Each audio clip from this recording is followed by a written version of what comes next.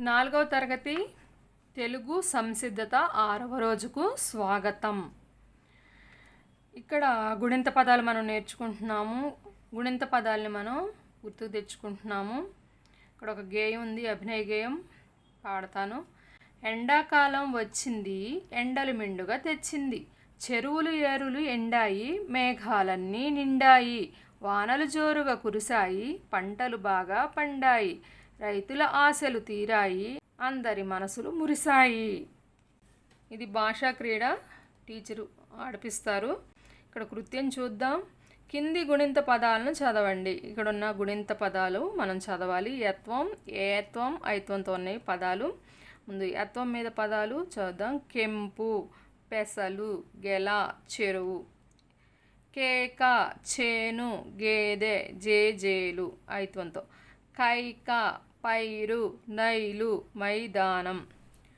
కింది వాక్యాలను చదవండి. పైగేయం చిత్రాలు చూసి ఇలాంటి వాక్యాలు మరికొన్ని చెప్పండి. మేఘాలు పైరు మీద వానలు కురిపించాయి, రైతు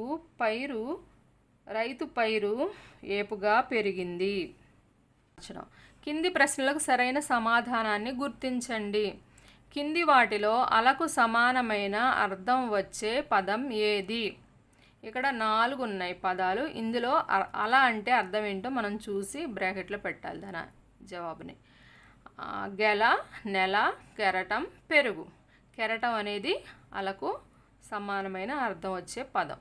సో ఈ అనేది బ్రాకెట్లో రాయాలి.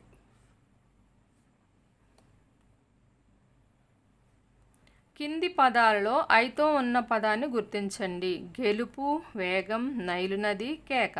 ఇక్కడ నైలు, దీనిలో నైకి ఐతో ఉంది. సో ఆన్సర్ వచ్చి ఈ. మే మే అని అరిచే జంతువు ఏది? ఆల్రెడీ ఇక్కడ బొమ్మ కనిపిస్తుంది కదా, మేక.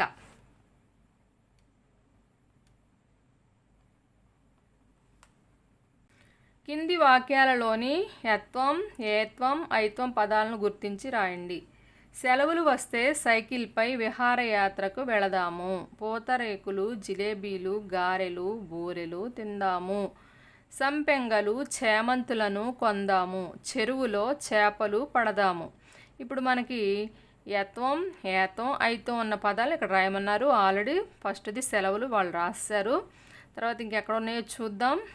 ఇక్కడ వస్తే, దీనికి ఏత్వం ఉంది, రాద్దాం. వస్తే. సైకిల్పై ఐత్వం ఇక్కడ ఉంది, ఇక్కడ ఉంది. సైకిల్పై.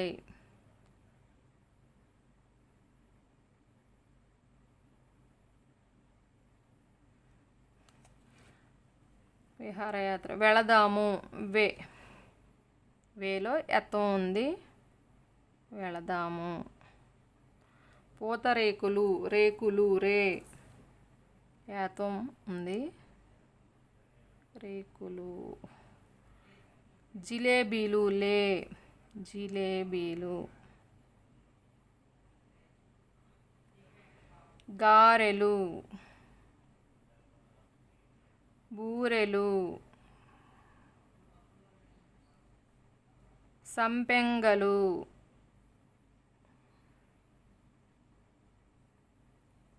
చేమంతులు.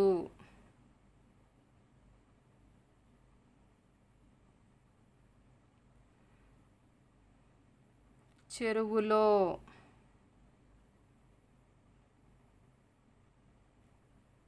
చేపలు.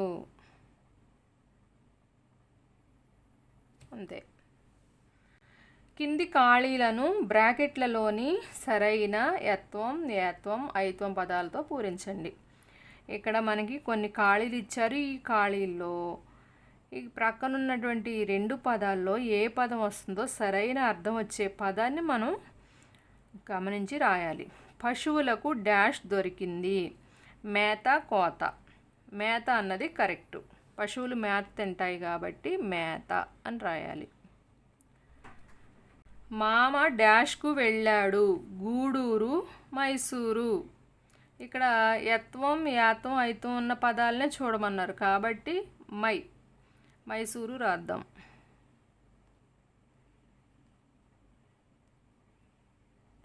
వైజాగ్ వెళ్ళడానికి డాష్ ఎక్కాము. రైలు, బస్సు. రైలు. డాష్ను చిలికితే మజ్జిగ వస్తుంది. పెరుగు, మేగడ. పెరుగు. ఉక్త లేఖనం టీచర్ గారు చెప్తారు.